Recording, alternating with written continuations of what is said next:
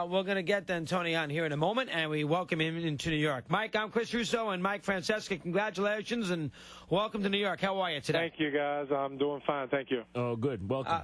Mike, let's, we'll get to the Phoenix-San Antonio series in a sec. Let's talk about this thing first. I mean, obviously the Knicks gave you a tremendous contract. Did they give you a better monetary offer than the Bulls could have done? Did that play a big part here as far as you taking this job is concerned? No, I would be crazy if that plays a part into it. I had a nice contract with Phoenix, and I think any head coach in the NBA has a nice contract.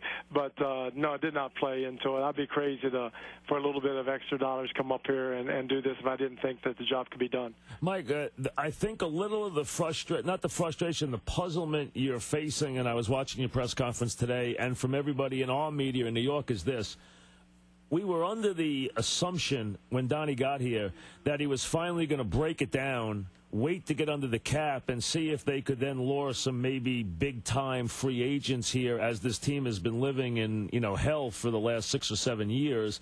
And you seem to be a move more towards let's go get it next year, because the feeling is you would be kind of frustrated, as Larry Brown was, not to win immediately. So people didn't probably see you as the perfect fit. How does that grab you from that standpoint and what you know about Donnie's plans?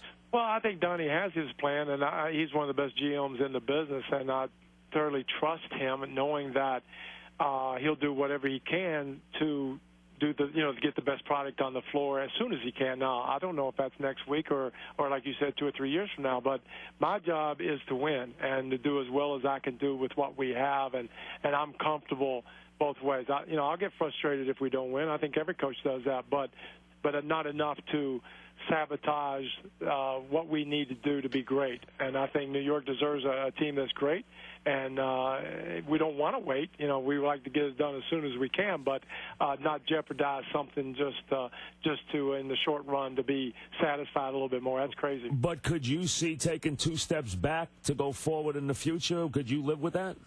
Oh, I can live with it. I can live with anything that I think that we got to get the ultimate goal, and that's to be a great basketball team. I can live with anything, and as long as everybody's got on the same side and we're working toward that goal, I would be pretty selfish of me. I ask my players to be unselfish. That'd be pretty selfish of me to screw up things that shouldn't be done in the right way. But again, my focus as a coach and with the players that we have is to put them in a position where they can perform and be successful right now the way it is, and then Donnie have his plan, and he has to do what he has to do. Well, you know what Mike is saying. Mike, we all know you're very good. You got a great track record. You won 55, 58 games, 60 games, 4 or 5 years in a row. Is Mike D'Antoni going to be able to come here, and if the team goes 30 and 52, can you deal with that kind of losing for a couple of years? That's not that easy for a guy like yourself. You went to Italy, you won there. You went to Phoenix, you won there, and now you come here, and this is a long project. Can you deal with that defeatism and losing? Can you deal with that for a couple of years here? Well, I can deal with it. I would think that I have enough character. I mean, I can deal with anything. But the thing is, are the players playing as hard as they can play? Are we performing at the level that we need to perform with what we got? I can deal with it. When we underperform, no, that'll be tough to swallow. But again, Donnie has his plan on how he wants to make this team great. We'll work together and do whatever it takes, and as long as it takes to get it done, and I'll deal with whatever I have to deal with. So the plan that he mapped out for you is one you can live with? Oh, yeah. Well, you know what? My trust is in Donnie.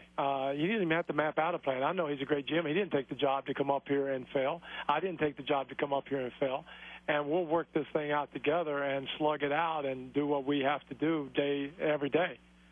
You've heard about this defensive knock. Everybody who doesn't like Mike D'Antoni says, you know what, geez, great offensive mind, but that doesn't win championships in the long run.